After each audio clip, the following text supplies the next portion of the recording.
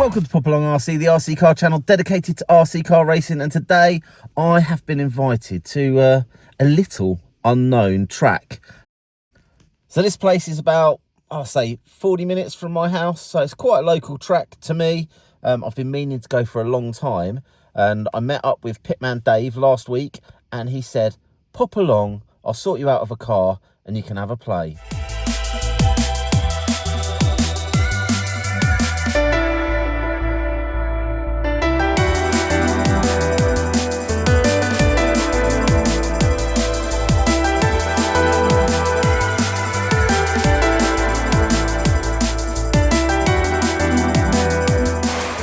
Okay, so I'm here with the main man at Makeshift Drift.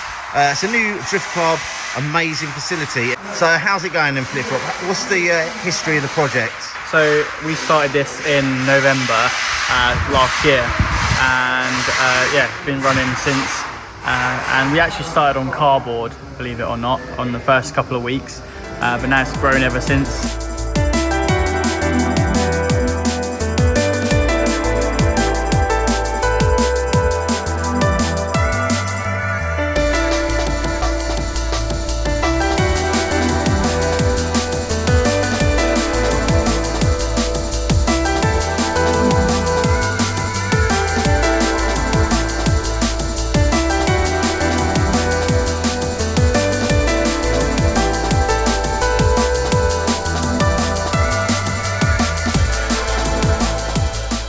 Yeah, so every other Sunday at the moment, it is just me running it, so that's the reason why.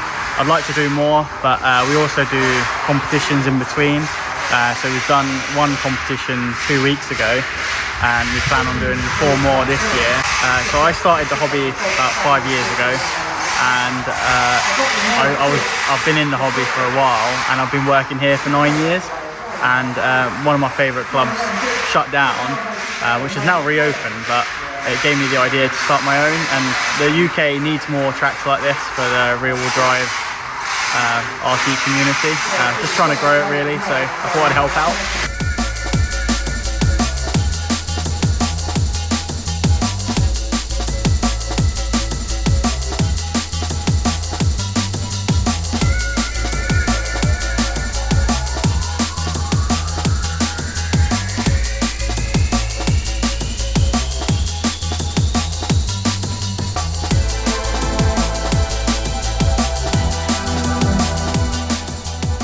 So you've said that I can have a go at drifting today. So what car are you going to let me loose with? Of course, so you can use one of my main competition chassis, which is a Yokomo RD2. I've been working on it for a couple of months now, and I've done a few competitions with it. So it's running really good, and it's got a Hobby Wing ESC with an Activance motor, a Yokomo V4 gyro, and a Rev D RST servo in it, so it's pretty kitted up.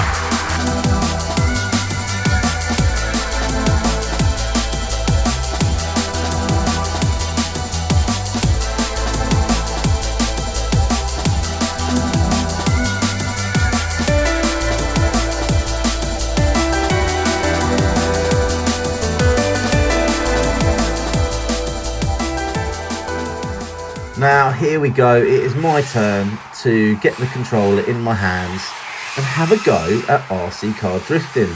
Now here I am running the all bells and whistles car, which was lent to me by Flip Flop. That's what I'm told his name is, that's what they all call him at the club. So I was running the all bells and whistles car, and he also had a second car with him, which I also got the opportunity to run. And then Pitman Dave had a couple of cars, and I ran both of those.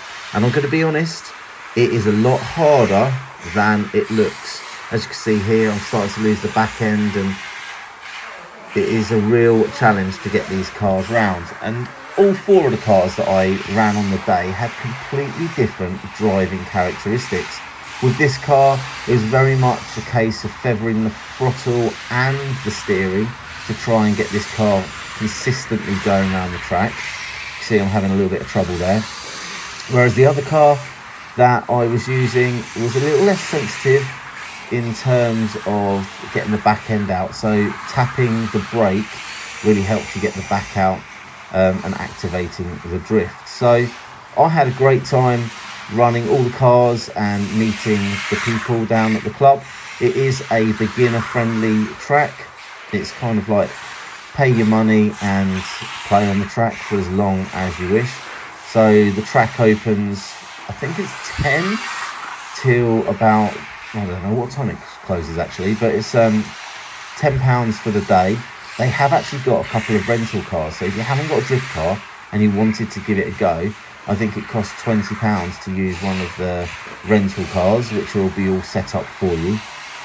And to say, I had a great time trying to learn how to drift, because it was very much a case of I am learning how to do it. I had to program myself not to run these cars like race cars, because obviously I was looking for the racing lines and the apexes, but that's completely against what you need to be doing with these cars.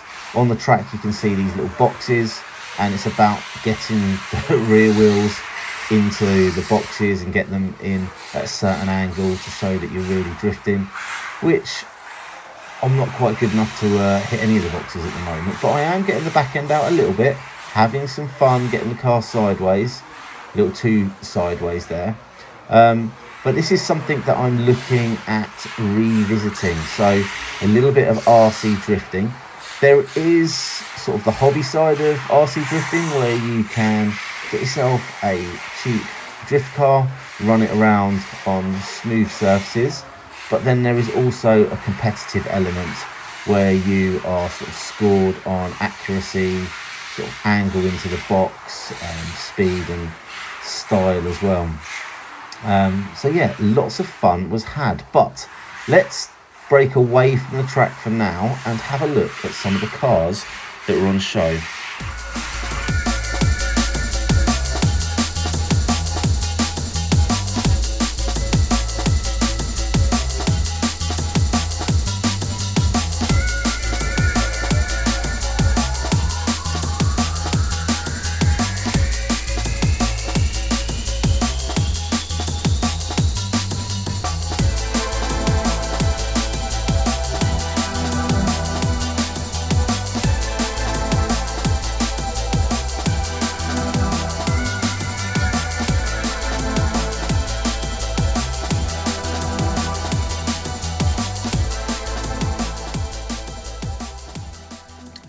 I think the car I was running most of the day was the Yokomo RD2. Again, quite a cost-effective chassis. You're only looking at about £150 for the kit. But then obviously you've got to add your electrics. And as I've mentioned before, the electrics with drift cars include a gyro, which is something else you need to factor into your budget. Most of the cars on the day were running with brushless ESC and motors, and a pretty decent quick servo as well. So we've got DS tyres on overdose wheels, I think is what they call them. Really interesting these, because you run really hard plastic wheels and tyres when you're drifting. The tyres literally pop off the wheels. So because the cars are going so slow, they seem to last for quite a long time. So breakages don't really happen in terms of chassis because you don't have these big impacts, but your shells do get bumped and bashed like any RC car. So the D-Like LP86 is another interesting chassis. This one is one of the cheaper chassis. As you can see here, it's got some really interesting design features that you wouldn't normally see on cars that we're more familiar with, like the car touring cars and our Tamias. So it'll be interesting to see if we can get one of these cars running on the track. As for Pitman Dave's car, well, he was running a Rhino Racing chassis, I believe it is. And as you can see here, it is a beautiful piece of kit. Really good steering angle on it. Obviously, all these cars are running with gyros as well to help with the drifting. Interestingly though, Dave was the only person on the day running a 380 motor. As you can see here, the motor is a lot smaller on this car than the typical 540 motors that we'll see in most cars. MST is another popular brand. This actually is a ready-to-run car. Actually comes with the shell, as you can see here, and it also comes with radio. So this one, you just need to add batteries and you are good to go.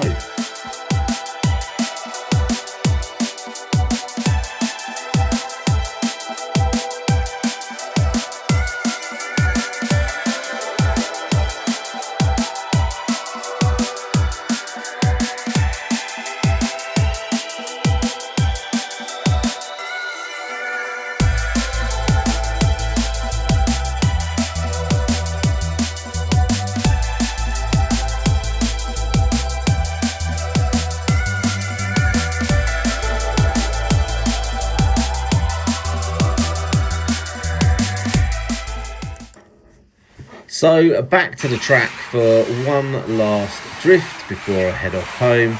And you know what, by the end of the day, I was feeling a lot more confident with the car, and I felt that I had developed some skills in terms of getting the car a little bit more sideways.